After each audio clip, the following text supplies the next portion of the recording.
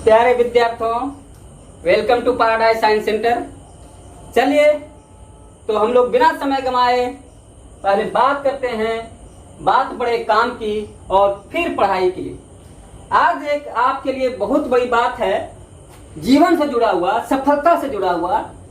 केवल एक बड़ा कारण ढूंढिए, केवल एक बड़ा कारण ढूंढिए उसको करने के लिए जिसको आप करना चाहते हैं। वही काफी है आपको लक्ष्य प्राप्ति करने के लिए, वो दर्द ही काफी है। आप इस बात को समझिए। कहना यह है कि कोई चीज आप पाना चाहते हैं, उसका एक कारण होना चाहिए। उसके अंदर, आपके अंदर कोई उसके लिए बड़ा सा कारण होना चाहिए। हम इसको करना क्यों चाहते हैं, और उस कारण में दर्द होना चाहिए, वो दर्द रहना चाहिए। और उसलिए जब तक वो मिल नहीं जाएगा तब तक आपके अंदर उसका टिस बना रहेगा, आपका वो बार बार मेमोरी में वह दर्द बना रहेगा। और उसको जब तक नहीं पा लेते हैं तब तक वो आपको एनर्जेटिक रखेगा। इसलिए कारण ढूंढिए। कारण कुछ भी हो सकता है। आप एक मिल्खा सिंह का सिनेमा देखेंगे। मिल्खा सिंह ओलंपिक रेस इसलिए जीतना चाहते थे क्योंकि वो अपने प्रेमिका को कहे थे कि मैं भी ऐसा बनूंगा कि मेरे नाम से भी एक दिन देश में छुट्टी रहेगा। और उसको इस चीज को देने के लिए उन्होंने वो वादा किया था, कमिटमेंट किया था, और वो एक दिन का छुट्टी अपने नाम से करवाने के लिए ओलंपिक रेस जीता था। आप ऐसे ही कारण ढूंढिए। आप अपनी मां को देना चाहते हैं कि मेरा भी बेटा बड़े ऑफिसर बने, आप उससे बनना चाहते हैं। मेरा भी बेटा बड़ा सा बिजनेसमैन बने, मेरा भी बेटा बड़ा ऑफिसर बने। इस तरह का कुछ भी हो सकता है। आप पिता को खुश करने के लिए, आप अपने छोटी भाई को दिखाने के लिए, आप बहन को दिखाने के लिए, आप अपने प्रेमिका को दिखाने के लिए, या अपने जीवन में बड़े से जो भी आपको लगा, कहीं आप गए हैं कि कोई ऐसा चीज है कि ऐसा हमको बन के दिखाना, तभी हमको संतुष्टि मिल गई। ऐसा कोई भी कारण हो सकता है जो आपको टिस पैदा करता है। वैसा कारण ढूंढिए और उस कारण को अपने दिमाग में बैठाइए कि ये कारण हमारे लिए तब तक बना रहेगा, दर्द देता रहेगा जब तक हम इसको हासिल नहीं करेंगे। बस वैसे मिल्खा सिंह की तरह आप निश्चित हासिल करेंगे। चलिए, ये सब आपके हर किसी के पास कारण है, उसको देखिए और वैसे प्राप्त कीजिए। आज हम लोग आगे बढ़ते हैं। इसी राह में आगे बढ़ते हुए आज हम आप लोगों के लिए विशेष प्रश्न कुछ तैयार किए हैं परीक्षाओं के लिए, जो बार बार पूछा जाता है। आप लोगों के लिए हमने एक एंडोक्राइन सिस्टम से बहुत बार बार हार्मोन से पूछा जाने वाला प्रश्नों को एक क्वेश्चन तैयार किए हुए हैं, जिसको आपसे हम कंठस्थ कराने जा रहे हैं। तो देखिए, चलिए शुरू करते हैं। पहला क्वेश्चन बिना समय गंवाए, पहला क्वेश्चन हम शुरू करते हैं।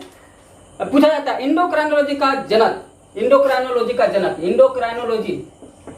क्राइनोलॉजी का जनक, लॉजी का जनक, ये पूछा जाता है कौन है। आपको इसके विषय में आपको वैसे क्लास में भी हम वीडियो में भी बना चुके हैं इंडोक्राइनोलॉजी का, तो वहां पर भी बताया, लेकिन यहाँ पर आपको जवाब देना है इंडोक्राइनोलॉजी का जनक कौन है। आपको बताए थे इसका जवाब क्या होगा, तो आंसर है Thomas Edison. Thomas Edison, Thomas Edison, Edison जिसके नाम पर था थॉमस एडिसन है। चलिए, दूसरा क्वेश्चन है सर्वप्रथम हार्मोन का खोज किया था। हार्मोन का खोज करने वाला व्यक्ति सबसे पहले कौन था। ये हार्मोन तो कौन हार्मोन खोज हुआ था, सेक्रेटिन हार्मोन। और खोज करने वाला व्यक्ति कौन था, तो आपको याद होगा सर्वप्रथम सेक्रेटिन हार्मोन खोज किया था, सेक्रेटिन हार्मोन का खोज किया था। और ये हार्मोन का खोज करने वाला था बायलिस एंड स्टर्लिंग, बायलिस एंड स्टर्लिंग, नाम याद रखिएगा। सेक्रेटिन हार्मोन पहला हार्मोन, सब पहला हार्मोन था। दो चीज हो गया, पहला हार्मोन भी था, यही पहला हार्मोन सेक्रेटिन था, और खोज करने वाला था बायलिस और स्टर्लिंग, बायलिस और स्टर्लिंग। चलिए, तीसरा क्वेश्चन है हड्डी तथा दांत, हड्डी एंड दांत के विकास के लिए कौन सा हार्मोन जिम्मेदार है। हड्डी और दांत के विकास के लिए कौन सा हार्मोन जिम्मेदार है। आप जानते हैं हड्डी और दांत के विकास के लिए कैल्शियम चाहिए, और कैल्शियम को कंट्रोल करने वाला है parathyroid hormone. Parathyroid hormone calcium को बढ़ाता है, इसलिए ये होगा पीटीएच हार्मोन या पाराथायराइड हार्मोन, हम शॉर्ट में लिख रहे हैं पाराथायराइड हार्मोन, इसको कह सकते हैं थायराइड हार्मोन। ये पाराथायराइड हार्मोन है जो इसको बढ़ाता है, हमारा हड्डी और दांत के विकास के लिए कैल्शियम रिलीज करता है, कैल्शियम बनाता है, इसलिए ये हार्मोन सबसे ज्यादा है। अगला क्वेश्चन है मेलेटोनिन हार्मोन किस ग्रंथि से स्रावित है? मेलेटोनिन, ये आप मेलेटोनिन हार्मोन किस ग्रंथि से संबंधित है? मेलेटोनिन हार्मोन कहाँ स्रावित होता है, किससे स्रावित होता है?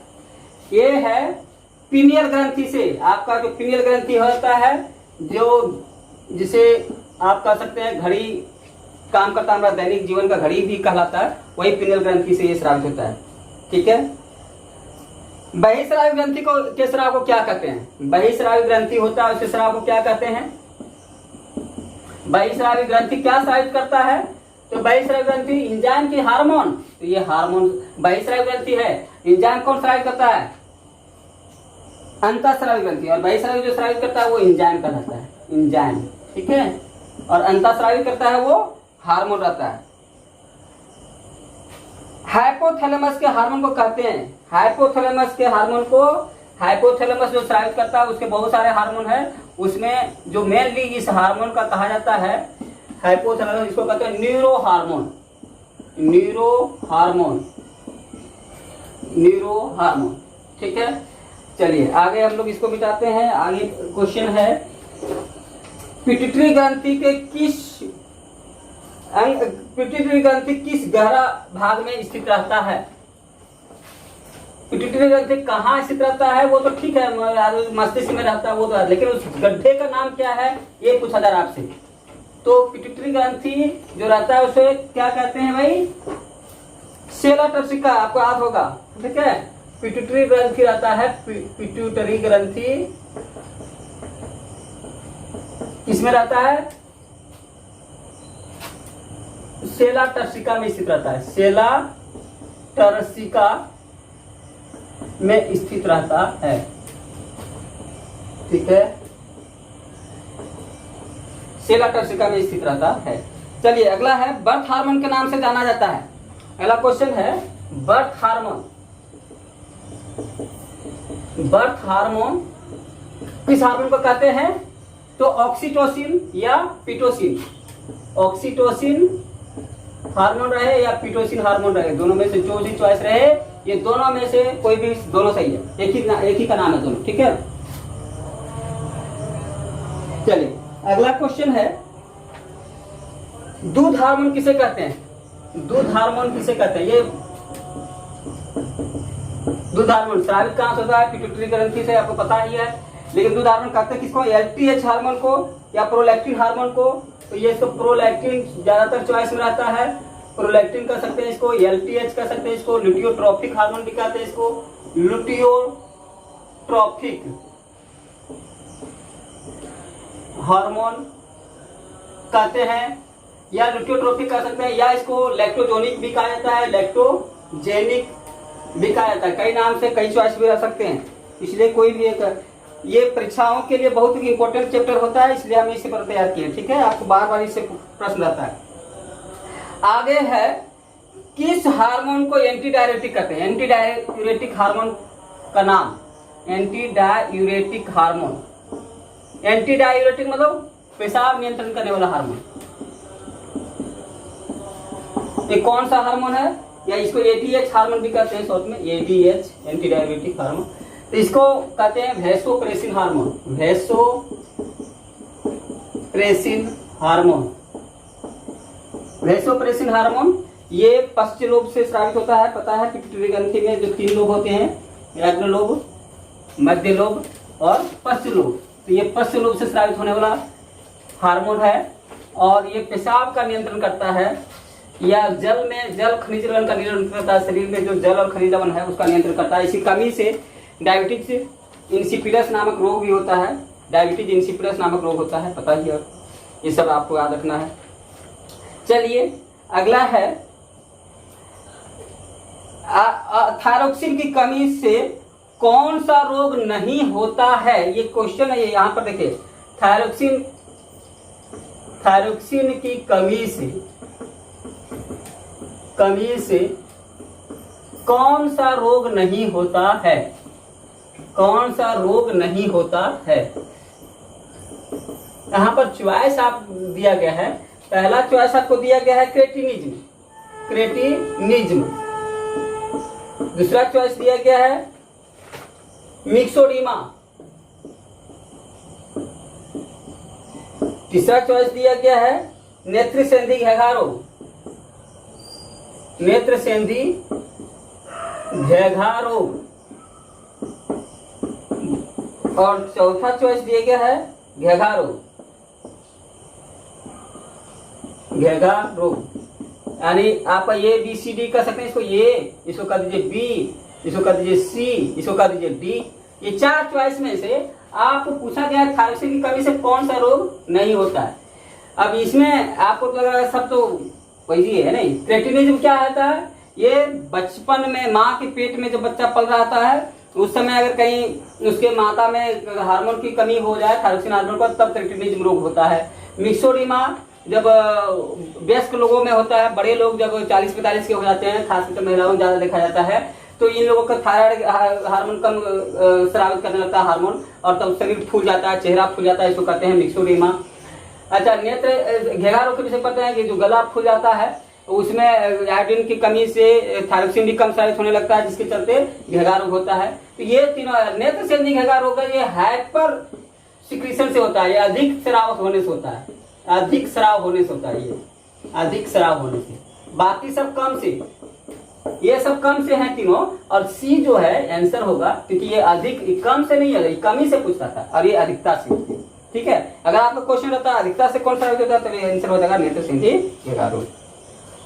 अच्छा, एक और है, एक क्वेश्चन बड़ा बढ़िया आता है, थायराइड की आत्महत्या किस रोग को कहा जाता है? थायराइड की आत्महत्या किस रोग को कहा जाता है? तो ये आपको याद होगा कि थायराइड ग्लैंड में हम बता दिए थे आप लोग को कि थायराइड की आत्महत्या होशिमोतो रोग को कहा जाता है। थायराइड की आत्महत्या एक रोग था, होशिमोतो रोग।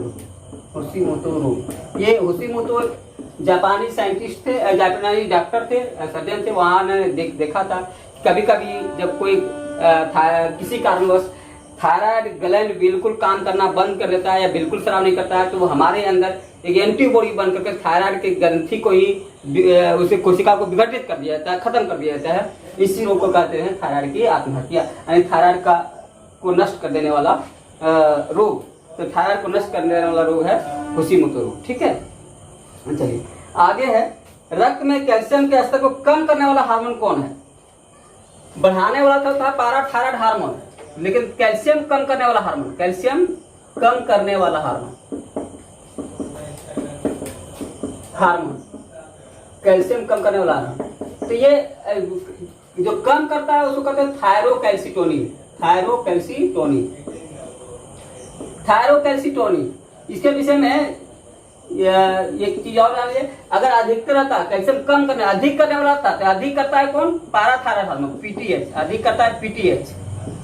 कैल्शियम का अधिक करने वाला पीटीएच है और कम करने वाला है पीटीएच मैंने पाराथायराइड हार्मोन, और कैल्शियम को कम करने वाला थायरोकैल्सिटोनिन हार्मोन। ये दोनों जगह से स्रावित होता है, थायराइड ग्लैंड से भी स्रावित होता है और पाराथायराइड ग्लैंड से भी स्रावित होता है। पाराथायराइड से थोड़ा कम होता है और थायराइड ग्लैंड से थोड़ा ज्यादा होता है। ठीक है, इसलिए ये आंसर होगा इसका थायरोकैल्सिटोनिन। थायरोकैल्सिटोनिन जो है कम करता है।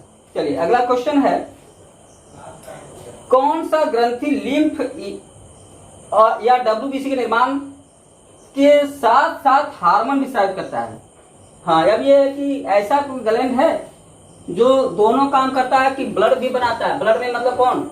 डब्ल्यूबीसी या लिम्फ, लसिका जिसको कहते हैं, उसको भी बनाता है, और साथ में लसिका बनाने के साथ में क्या करता है? लसिका उसके साथ हार्मोन विस्तारित करता है। तो रक्त निर्माण इसको कह सकते हैं, रक्त निर्माण के साथ रक्त निर्माण के साथ हार्मोन स्रावित करने वाला, हार्मोन स्रावित करने वाला, रक्त निर्माण के साथ हार्मोन स्रावित करने वाला ग्रंथि,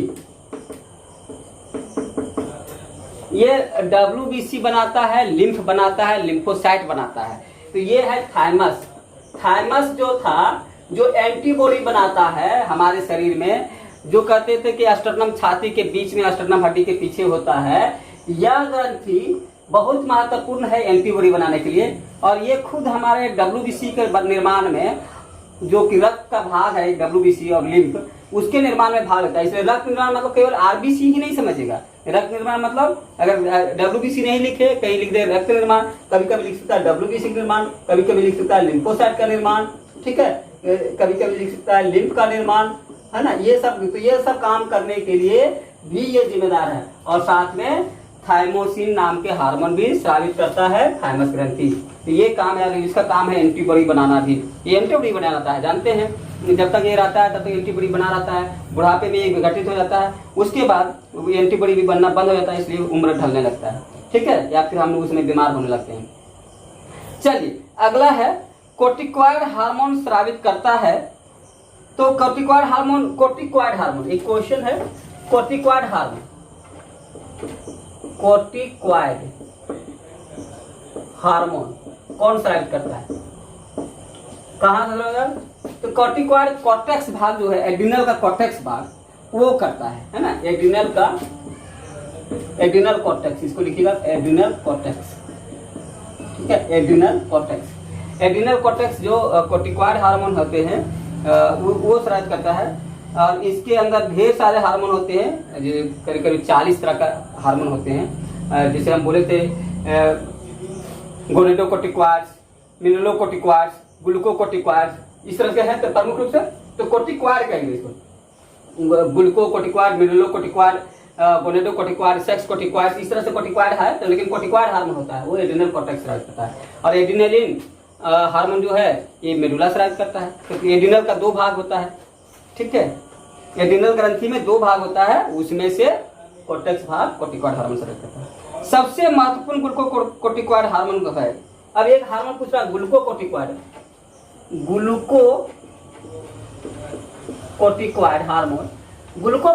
हार्मोन, प्रमुख ग्लूकोकोर्टिकॉइड हार्मोन कौन है? प्रमुख ग्लूकोकोर्टिकॉइड। तो ग्लूकोकोर्टिकॉइड हार्मोन बहुत सारे थे। ग्लूकोकोर्टिकॉइड हार्मोन मेनली कोर्टिसोल करके भी है, और कोर्टिसोल हार्मोन कहा जाता है। कोर्टिसोल, जैसे कहे थे डेक्सोना वगैरह जो होता है ना, वो ग्लूकोकोर्टिकॉइड हार्मोन जो हमारे शरीर में ग्लूकोज बढ़ाता है, और ग्लूकोज बढ़ाता है, वैसे हम लोग को कहते हैं ग्लूकोकोर्टिकॉइड। तो एक इसमें प्रमुख है कोर्टिसोल। जैसे ग्लूकोकोर्टिकॉइड में बहुत सारे हार्मोन है, उसमें से बहुत सारे हार्मोन में से कोर्टिसोल एक प्रमुख हार्मोन है। चलिए आगे बढ़ते हैं। सबसे महत्वपूर्ण मिनरलोकोर्टिकॉइड हार्मोन एक और है, मिनरेलोकोर्टिकॉइड हार्मोन। मिनरेलो, देखिए 3 कोर्टिकॉइड बोले थे, ग्लूकोकोर्टिकॉइड, मिनरलोकोर्टिकॉइड और गोनेडोकोर्टिकॉइड। तो यहाँ पर मिनरलोकोर्टिकॉइड हार्मोन का उदाहरण पूछ रहा है। कोर्टिकॉइड हार्मोन जो है वो भी स्रावित कहाँ से होता है? कॉर्टेक्स से होता है। लेकिन प्रमुख पूछ रहा है कि सबसे प्रमुख कौन है? अगर नाम दिया हुआ बहुत सारा, तो उसमें आप क्या ढूंढेंगे? मिनरलोकोर्टिकॉइड का प्रमुख हार्मोन कौन है?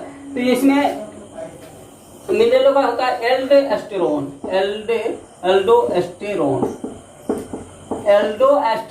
करके। इसमें आप जो उस वीडियो को देखिएगा जो हमें एड्रिनल के लिए बनाए हुए हैं, एड्रिनल ग्रंथि में, उसमें सब डाला गया है। तो आप एल्डोस्टेरोन एक मिनरलोकोर्टिकॉइड है और कोर्टिसोल एक ग्लूकोकोर्टिकॉइड है। बस ये डिफरेंस कभी जानना चाहिए, ठीक है।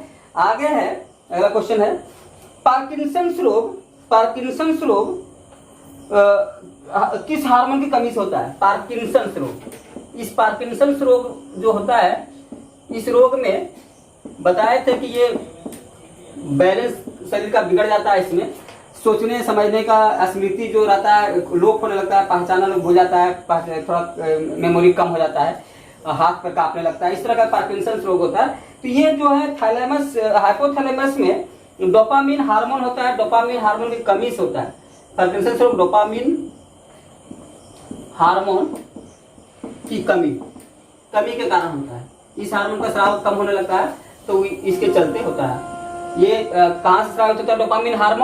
डोपामिन हार्मोन हाइपोथैलेमस का हार्मोन है, और वहां से ये डोपामिन हार्मोन हमारे मेमोरी के ठीक रखता है, सब सेंसेशन ठीक रखता है, बैलेंस रखता है शरीर में, किसी चीज के प्रति संवेदना रखता है, इसको न्यूरोट्रांसमीटर हार्मोन कहते हैं, इसको न्यूरोट्रांसमीटर हार्मोन कहते हैं। तो वही हार्मोन जो होता है ये हमारे लिए पार्किंसन रोग के प्रति जिम्मेदार होता है। ठीक है, आगे है लड़ो या भागो हार्मोन। इसका आंसर तो आप लोग सभी जानते होंगे, लड़ो या भागो हार्मोन कौन सा हार्मोन है।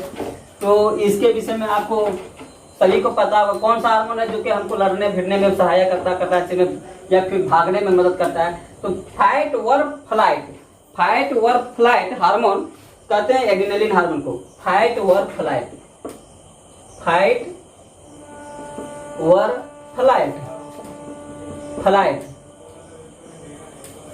या लड़ो या भागो हार्मोन कौन है, तो एड्रेनलिन है, एड्रेनलिन हार्मोन। ठीक है, इसका एड्रेनल कहां से स्रावित होता है एड्रेनलिन हार्मोन? एड्रिनल ग्लैंड के मेडुला से स्रावित होता है, एड्रिनल ग्लैंड के मेडुला से स्रावित होता है। चलिए एक आसान क्वेश्चन, इंसुलिन हार्मोन कहां से स्रावित होता है? इंसुलिन हार्मोन किस कोशिका से स्रावित होता है? किस कोशिका से स्रावित होता है? ये आपको बोले थे अल्फा बीटा डेल्टा कोशिका होता है लैंगरहांस दीपिका में। आइसोलेट ऑफ लैंगरहांस जो होता है, जो अग्नाशय ग्रंथि के अंदर जो अंतःस्रावी भाग है जिसे लैंगरहांस की दीपिका या इजलेट ऑफ लैंगरहांस कहा जाता है। तो उस लैंगरहांस में अल्फा बीटा डेल्टा बहुत सारे कोशिका हैं, गामा कोशिका भी थे। तो उसमें से आपका ये जो कोशिका होता है बीटा कोशिका से स्रावित होता है। बीटा कोशिका से, अल्फा कोशिका से ग्लूकागोन होता था, बीटा कोशिका से इंसुलिन स्रावित होता है। ठीक है, तो ये बीटा सेल से आप याद रखना है, बीटा कोशिका से स्रावित होता है। प्रमुख पुरुष हार्मोन एंड्रोजन है। तो पुरुष हार्मोन कौन है? प्रमुख पुरुष हार्मोन टेस्टोस्टेरोन। इसको मेनली पुरुष हार्मोन पूछा जाए तो कौन होगा? ये प्रमुख रूप से टेस्टोस्टेरोन। ठीक है, चलिए अगला है किस हार्मोन को प्रेगनेंसी हार्मोन कहते हैं? प्रेगनेंसी हार्मोन मतलब जो प्रेगनेंसी के दरमियान वो हार्मोन शरीर में बनता है। जैसे हम बताए थे कि कार्पस ल्यूटियम जब अंडाणु बाहर निकल जाता है, अंडोत्सर्ग हो जाता है, अंडाशय में अंडाणु बन के जब परिपक्व हो करके अंडाशय से बाहर अंडाणु गिर जाता है तो उस समय को कहते हैं अंडोत्सर्ग। और अंडोत्सर्ग के बाद उसके अंडाशय के भीतर कार्पस ल्यूटियम का निर्माण होता है और कार्पस ल्यूटियम प्रोजेस्टेरोन हार्मोन स्रावित करता है। इसलिए एक गर्भ जब तक गर्भ रहता है तब तक वो बना रहता है। इसलिए अगर ऐसा प्रश्न है पूछा जाए कि गर्भ हार्मोन किसे कहा जाता है, गर्भ हार्मोन किसे कहा जाता है, क्वेश्चन यही है। क्वेश्चन है किस हार्मोन को प्रेगनेंसी हार्मोन, किस हार्मोन को pregnancy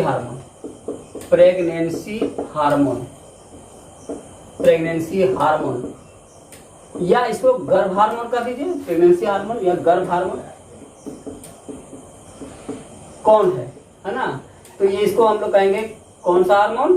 progesterone hormone. Progesterone hormone ये कहां से स्रावित होता था? कार्पस ल्यूटियम से स्रावित होता है। ठीक है, कार्पस ल्यूटियम से स्रावित होता है। ओके, अब चलिए अगला है सबसे बड़ी अंतःस्रावी ग्रंथि है। सबसे बड़ी अंतःस्रावी ग्रंथि ये कॉमन क्वेश्चन है, ये जनरली सभी परीक्षाओं में आता है घुमा फिरा करके। सबसे बड़ी अंतःस्रावी ग्रंथि तो सबसे बड़ी अंतःस्रावी ग्रंथि थायराइड ग्रंथि को कहा जाता है। थायराइड ग्रंथि। ठीक है, और केवल सबसे बड़ी ग्रंथि पूछा जाए तो होगा लीवर, लेकिन अंतःस्रावी सब जोड़ दिया, सबसे बड़ा अंतःस्रावी इसलिए होगा थायराइड। और सबसे बड़ी ग्रंथि बात करें तो होगा लीवर। चलिए मिश्रित ग्रंथि का उदाहरण है। मिश्रित ग्रंथि का उदाहरण कौन है?